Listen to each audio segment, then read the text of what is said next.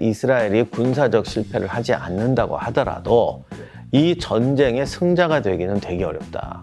이 전쟁이 처음 시작될 때부터 사람들이 간과했던 게 이스라엘의 첩보와 그런 능력, 가자지구 전투를 대비한 특수부대나 훈련이 이미 다 돼 있었어요.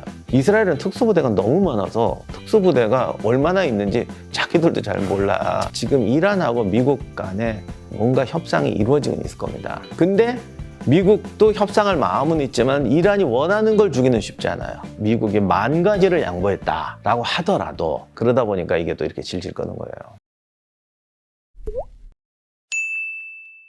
안녕하세요, 머니올라입니다. 오늘은 임요한 박사님과 함께 특강 좀 준비해 봤는데요.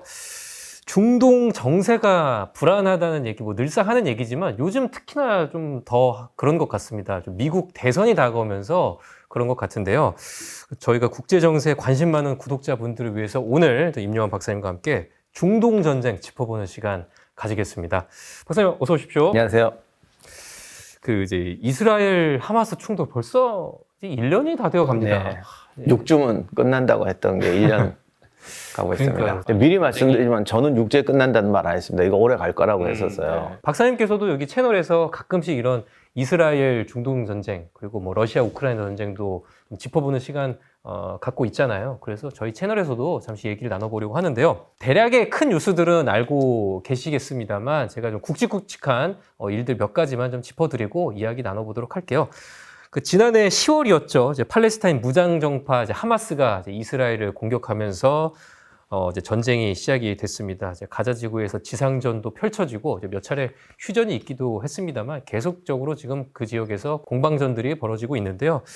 올해 4월에는 이제 이스라엘이 이제 시리아 주재의 영사관을 공습을 했죠. 그래서 이란도 여기에 대해서 이스라엘의 드론과 미사일로 보복 공격을 하면서 좀 전쟁이 조금 이제 사이즈가 커졌고요.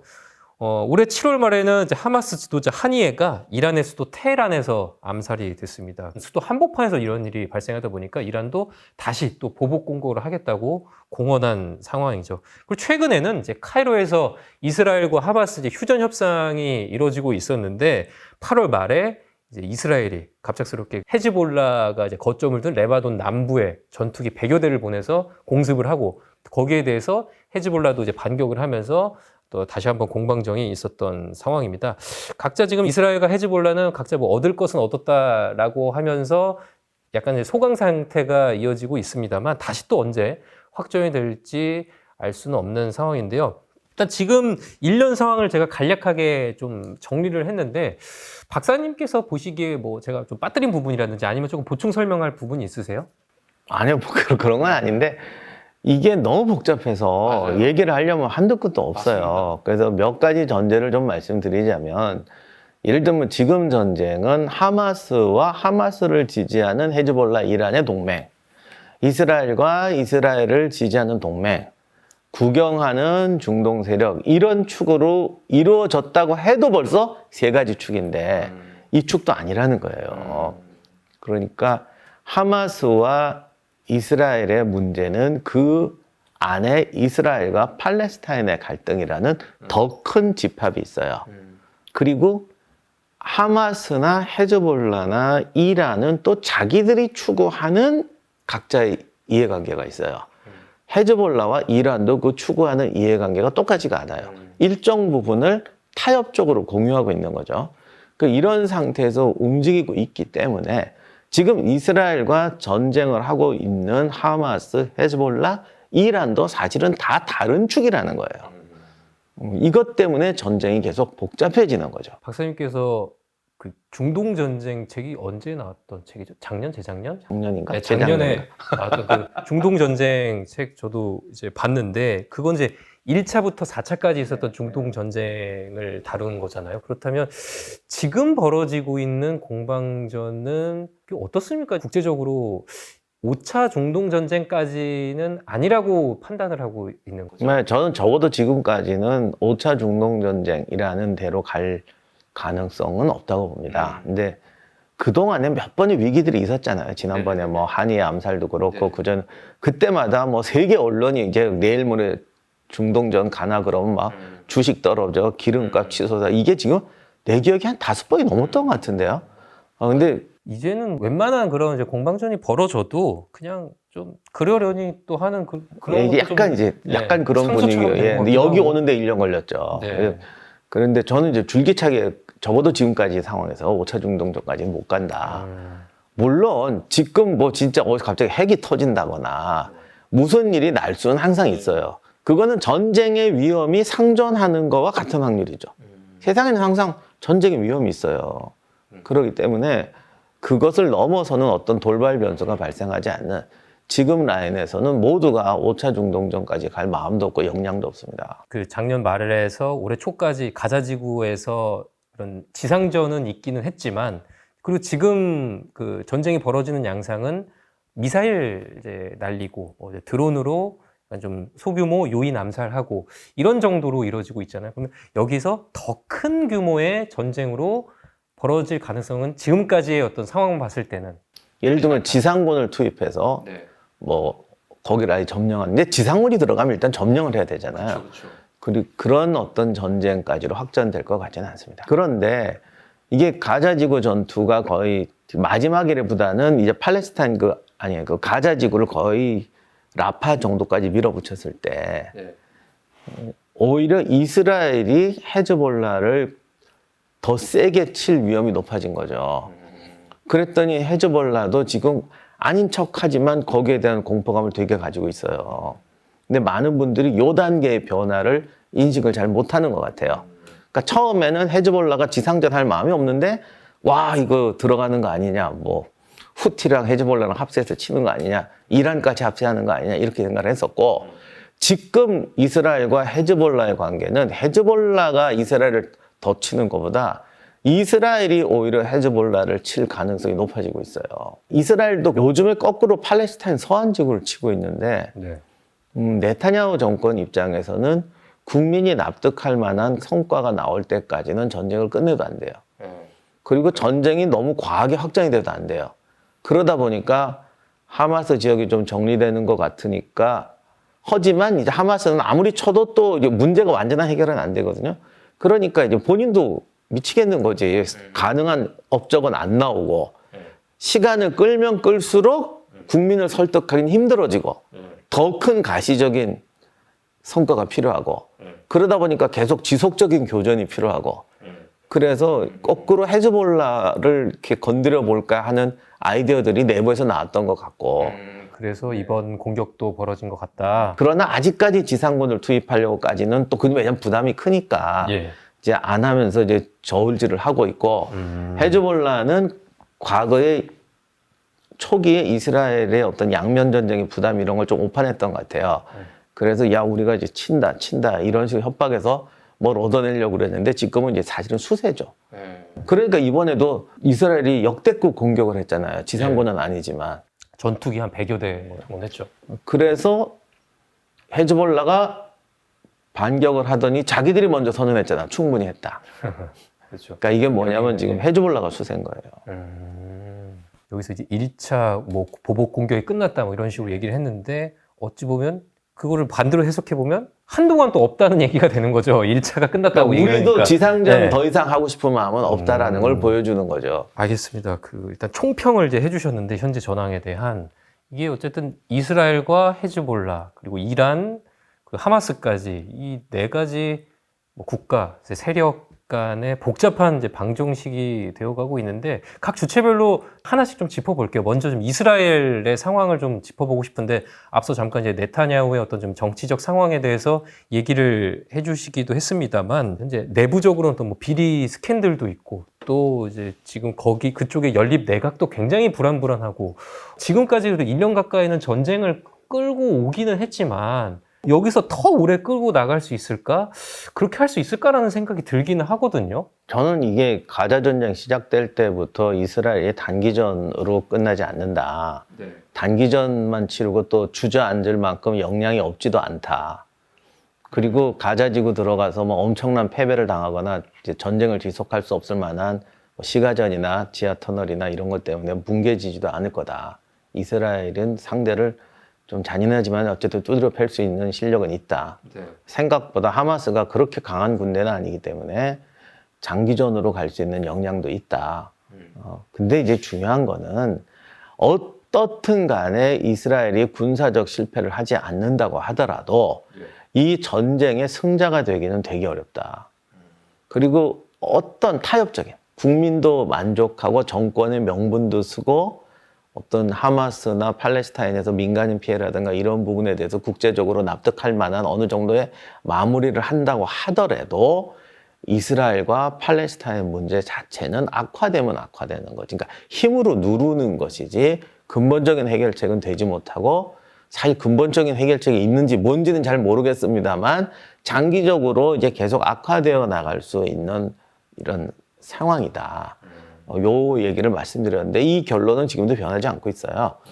다만 이걸 어떻게 구체적으로 그래서 어떻게 할 거냐는 건 이거는 거의 점쟁이 수준이고 신만이 알 일이죠. 그래서 지금 이런 흐름은 지금도 계속되고 있는 것 같습니다. 그렇죠. 이게 행복하고 아름답게 끝날 수 있는 그 결말이 뭐가 있겠어요, 사실 이 전쟁이. 근데 어떻게 보면은 팔레스타인의 그런 어떤 그 여러 가지 이스라엘 팔레스타인 문제 속에서 하마스도 과격한 행동을 했죠. 과격한 행동을 하면 과격한 행동에는 책임이 따른단 말이에요.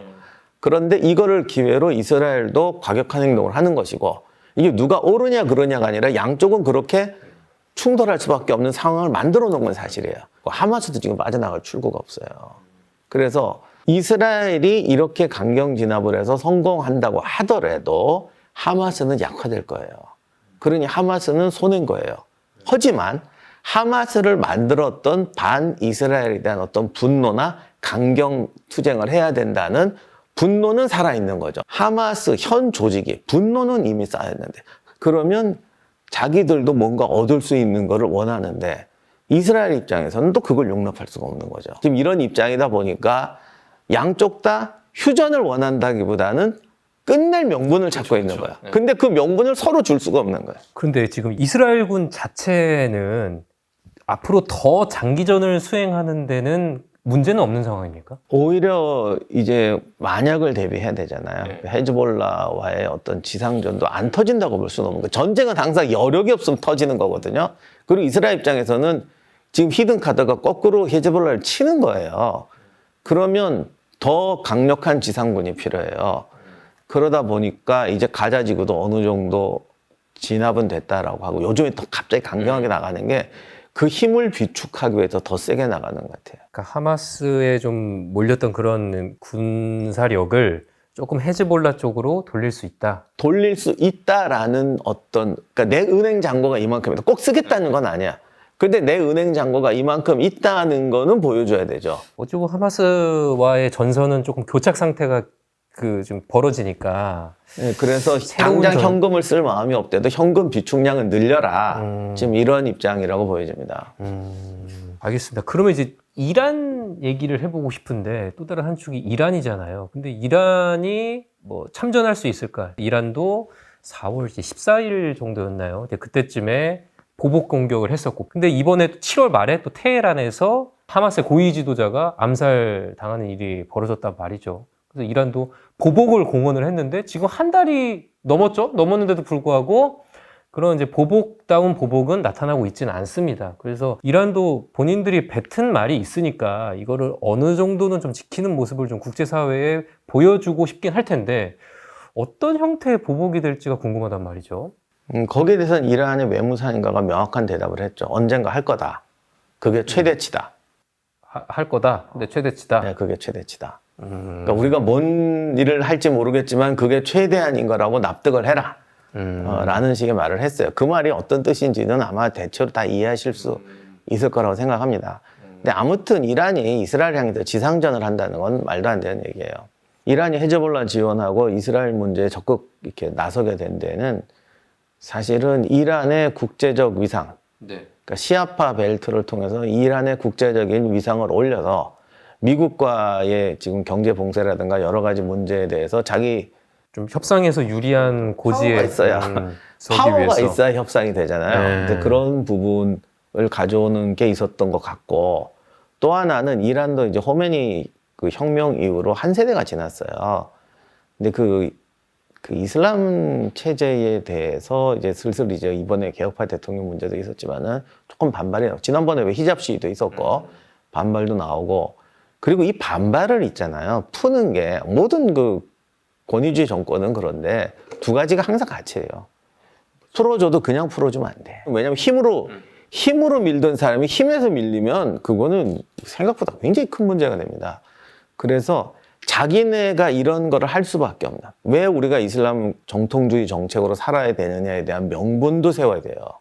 그런데 이게 옳으냐, 효과 있는 방법이냐는 거는 별도로 하더라도 그 당사자들 입장에서는 이슬람 정통주의의 정당성도 내세우고 또한 미국과의 협상도 풀어주고 그것을 통해서 이란 국민들에게 뭔가 좀 현실적인 약간의 어떤 성과도 보여주고 이게 서로 상반되는 것 같지만 사실 세상은 모순이기 때문에 그게 같이 가야 돼. 그래서 이슬람 정통주의와 이란의 권위도 세워주고 그 권위를 바탕으로 그 내부 불만을 누르는 것도 두 가지를 다 해야 되지 않겠어요? 그리고 이란 내에도 이파도 있고 저런 사람도 있을 거 아니에요. 양쪽을 다 만족시켜야 된다. 이게 이제 시아파 수장으로서 이번에 특히 이스라엘 문제에 세게 나왔던 결정적인 이제 원인이라고 생각합니다.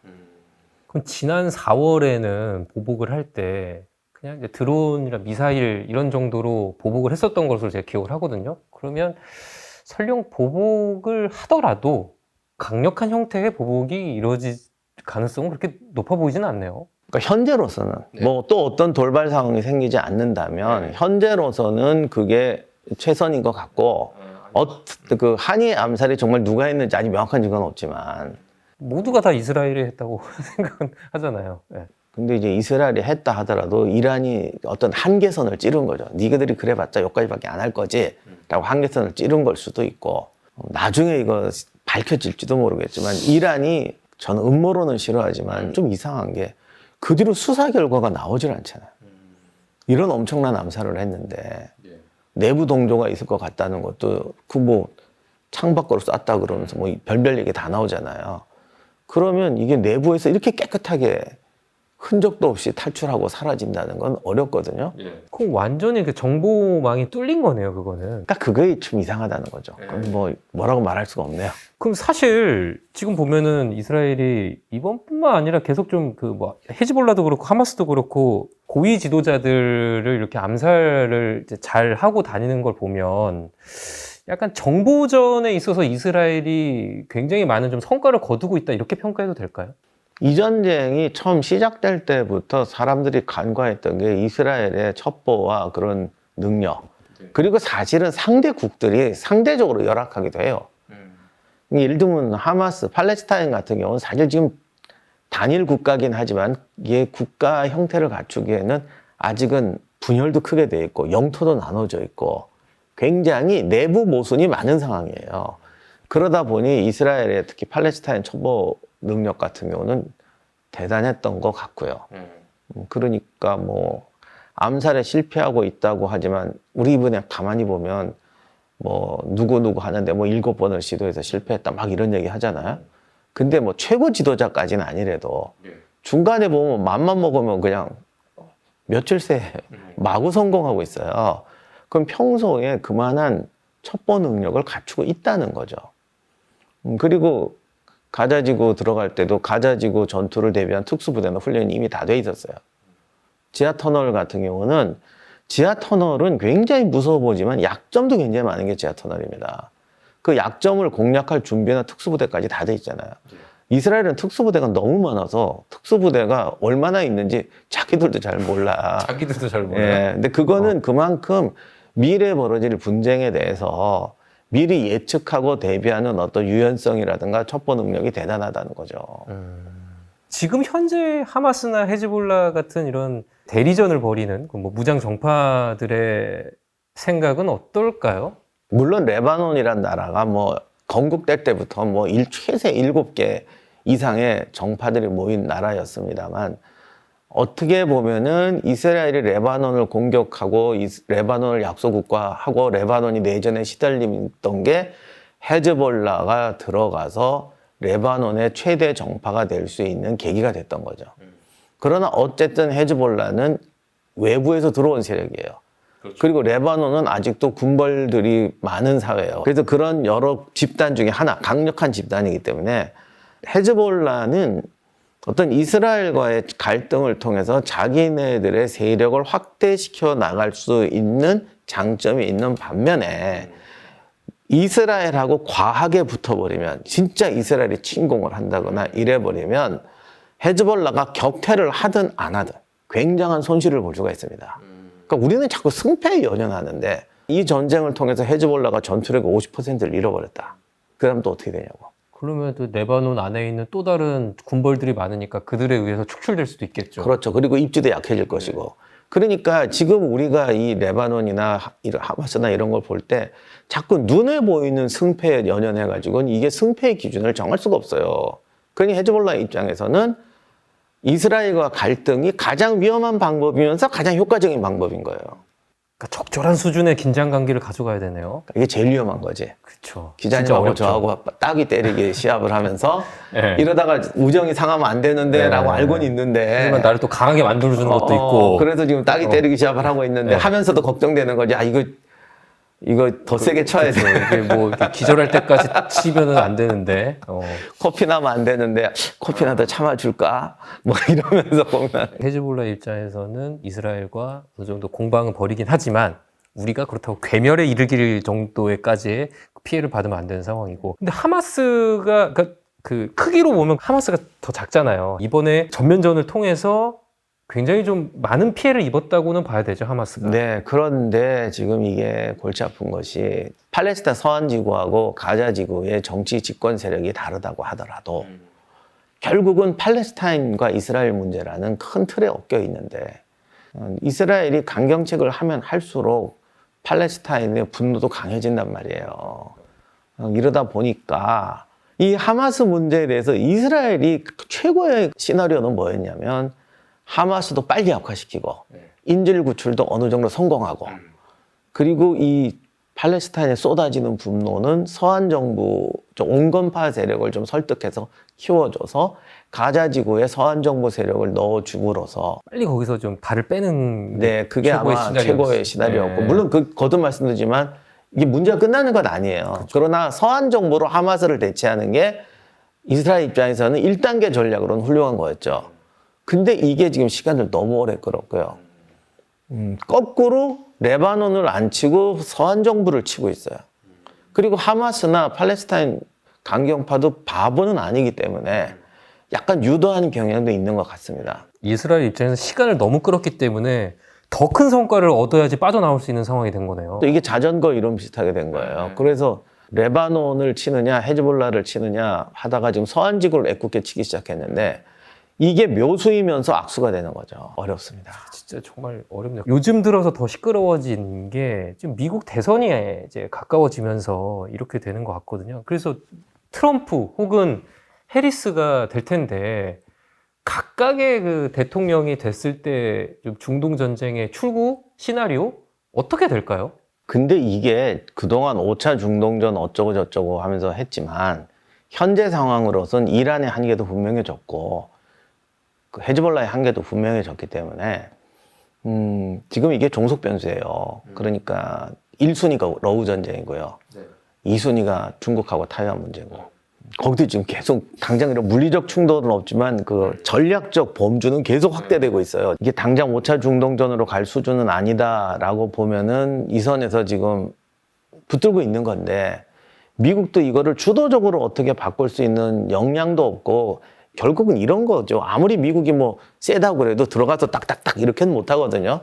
구상은 할 수가 있지만 어느 정도 더 이상 확산은 안 되는 선에서 이건 하고 있지만 이 복잡한 문제를 어떤 방식으로 처리할 수 있는 그런 어떤 뭐랄까 구체적인 방안과 실천 방안은 안 나오는 거죠. 근데 일단 트럼프가 된다면 헤즈볼라나 하마스 입장에서는 트럼프는 일단 이스라엘에 좀 더 군사적 지원을 더 많이 하겠다는 입장으로 지금은 보이니까 하마스나 헤즈볼라 입장에서는 트럼프가 되는 거는 그렇게 바라고 있진 않겠다. 그리고 네타냐후가 워낙 트럼프랑 지금 친하게 지내고 그런 모습을 보이니까 국제정치에 친구가 어디 있어. 친한 척만 하는 거지. 그리고 뭐 미국 공화당 입장에서도 거기서는 좀 이렇게 친이스라엘 성향 가진 사람들이 많잖아요. 뭐 민주당도 친이스라엘 성향 많을 거예요. 그러니까 이거는요. 그 지금 선거가 어떻게 되든 간에 친목이든 뭐든 정책이든 간에 우크라이나 전쟁과 타이완 문제와의 그다음 종속 변수고요. 이것이 굉장히 지금 무슨 여기저기서 폭탄이 터지는 상황이잖아요. 그러다 보니까 이스라엘 중동 문제는 어차피 답도 없기 때문에 이렇게 돌아가면서 조절하는 상태 전이라고 봅니다. 그래서 결국은 이 중동 자체에 흘러가는 흐름 속에서 정리가 될 것 같아요. 여기는 어떤 미국의 결정적인 키도 별로 가지고 있지 않다고 봐요. 오히려 지금 이란하고 미국 간에 뭔가 협상이 이루어지고 있을 겁니다. 그러니까 협상이 이루어진다는 게 채널은 계속 가동되고 있을 거라는 거죠. 지금 이란의 입장은 한이의 암살 때 큰 소리 치는 것도 그랬지만은 사실 최고의 목표는 미국의 경제 제재 푸는 걸 거예요. 그런데 미국이 지금 엄청난 양보를 했다는 소문도 있는데 아직 뭐 공개된 건 없잖아요. 그리고 미국도 계속 그러긴 하고 있겠지만 어떤 궁극적인 제재, 핵 문제라든가 그 이란의 뭐 옛날에 악의 축 어쩌고 하면서 이 부분에서 마구 풀어줄 마음은 없을 거예요. 지금 또 러시아 우크라이나 전쟁 문제도 있고 그러다 보니까 이란 입장에서는 지금 대놓고 말은 못하지만 미국하고의 협상이 제일 중요한 거야 사실은. 근데 미국도 협상할 마음은 있지만 이란이 원하는 걸 주기는 쉽지 않아요.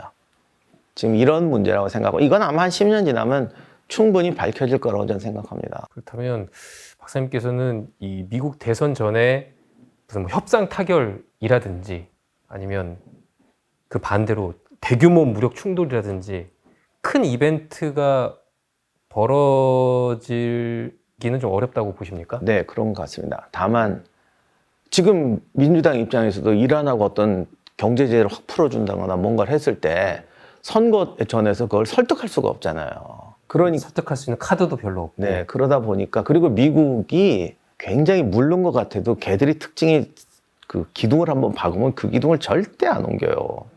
기둥이라고 한다면 예를 들면 이란 경제 제재라든가 이런 거에서 어떤 그들의 마지노선과 원칙이 있어요. 그거는 안 된다라는 게 강하다고 보여지기 때문에 이란하고 미국이 모르겠습니다. 만약에 누군가가 지금 물밑 협상을 통해서 미국이 10,000가지를 양보했다라고 하더라도 이란이 정말 원하는 거는 안 해줄 가능성이 높습니다. 그러다 보니까 이게 또 이렇게 질질 끄는 거예요. 아, 그래요? 좀 안타깝네요. 저는 어쨌거나 미국 대선을 계기로라도 해서 조금 그쪽 지역이 뭐라도 해결의 실마리라도 찾으면 좋겠다라는 좀 생각을 했는데. 여기는 어차피 해결의 실마리는 없고 지금도 예를 들면 하마스의 인질 잡혀 있는 사람이 100명이 넘는다는데 뭐 인간적으로 인질들이 가능하면 구출되는 게 좋잖아요. 그쪽도 지금 10개월이면요 구출이 돼도요 평생 장애 안고 살아야 될 수준일 경우가 많아요. 그리고 이제는 구출이 돼도 인질 가족들도 네타냐후한테 고맙다고 안 할 거예요. 그러니까 이런 여러 가지 문제가 있다 보니까 하마스도 또 결단이 좀 어려워지는 거죠. 이게 돌려보낸다고 안 돌려보내는 거하고 어느 게 더 우리한테 이익일까? 지금 이런 상황도 있을 수 있는 거고요. 그리고 팔레스타인 문제에서 팔레스타인 사람들의 또 입장에서 또 보면은 고난당한 게 굉장히 많습니다. 그건 또 어떻게 풀어갈 거냐. 이게 그럼 이스라엘이 양보하면 되느냐. 양보하기가 쉽지가 않은 게 많아. 그러니까 이스라엘 입장에서는 양보가 아닌 것이 많거든요. 네. 그러다 보니까 이거를 뭐 이스라엘을 옮길 수도 없고 팔레스타인을 옮길 수도 없고 아마 100년은 더 갈 거예요, 이 문제는.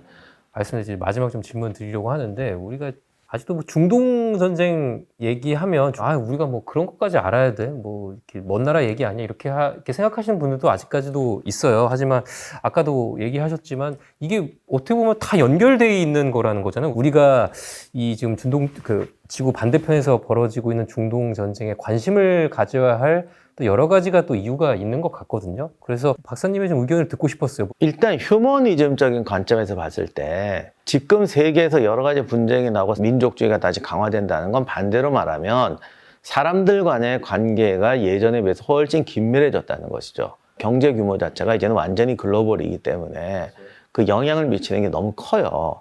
그러다 보니 인간적으로 이제는 모두가 내 이웃인 상황도 된 거예요. 그러다 보니 인간적인 관심을 안 가진다는 자체가 말이 안 돼요. 그 다음에 아주 현실적으로 이해관계를 가지고 말씀드릴 때 민족이라는 게 DNA적으로는 민족이 있을 수가 있지만 민족 경제라든가 국가 경제라는 것도 존직하지 않아요. 그러니까 민족끼리 우리끼리 잘 살자는 말 자체가 안 통하는 세상이야. 그렇기 때문에 세상의 모든 문제가 그냥 내 일이에요. 나의 이해관계와 나의 양심 모든 거에서 내 일이에요. 그렇기 때문에 우리는 이런 문제에 대해서 휴머니즘적으로도 외면해서는 안 되고 현실적으로 우리들의 어떤 사회 경제적 삶, 우리 집단, 우리 민족의 현실적인 삶을 위해서도 고민해 봐야 되는 거죠. 어쨌든 이스라엘 군 그 젊은 청년들도 어쨌거나 징집돼서 지금 전쟁을 1년 가까이 벌이고 있는 거잖아요. 군대는 박사님 많이 강조해 주시는 거지만 군인이라는 게 안에 단합심 이런 것들이 생각보다 되게 중요하다고 말씀을 해 주시잖아요. 박사님께서 요즘도 그럴까요? 아마 이제 점점 전쟁이 드론과 로봇까지 이제 등장해서 로봇과 로봇이 싸우는 세상이 올지도 제가 그걸 광경을 볼지도 모르겠습니다만 그렇다고 하더라도 아직은 국가 단위의 전쟁에는 수십만 수백만 명이 동원돼야 될 상황이 얼마든지 올 수 있습니다. 이번 러시아 우크라이나 전쟁 이렇게 끄는 것도 절대 병력 부족이에요. 그 넓은 전선을 커버할 병력이 없어요. 그러니 로봇하고 드론을 띄운다고 하더라도 100만 대군 로봇을 만들어낼 수 있을까? 그리고 100만 대군 로봇을 만들어낸다면 우리가 공장에서 피땀 흘려 일하거나 뭔가 또 고생하고 있어야 될지도 모르죠. 그렇기 때문에 아직까지는 로봇 군대가 등장한다고 해도 인간의 피와 땀을 요구하고 있습니다. 그리고 인간의 피와 땀을 요구한다는 건 우리들 간의 어떤 공동체 의식, 정신이라든가 이런 것이 전쟁과 국가와 나의 운명을 좌우하는 요소라는 부분은 변하지 않는다는 것이죠. 오히려 더 커질 수도 있습니다. 그럴 수도 있을 것 같아요. 맞아요. 무슨 드론 로봇가 뭐 전쟁을 한다고 하지만 결과적으로 전쟁을 치르는 건 사람이기 때문에 절대 무시할 수가 없다고 생각을 합니다. 오늘 좀 박사님과 함께 그 중동 전쟁 이제 짚어봤는데요. 저희가 기회가 될 때 러시아 우크라이나 전쟁도 한번 짚어볼 수 있도록 하겠습니다. 박사님 오늘 장시간 얘기하느라 고생 많으셨고요. 저희 여기서 인사드리겠습니다. 감사합니다. 네, 감사합니다.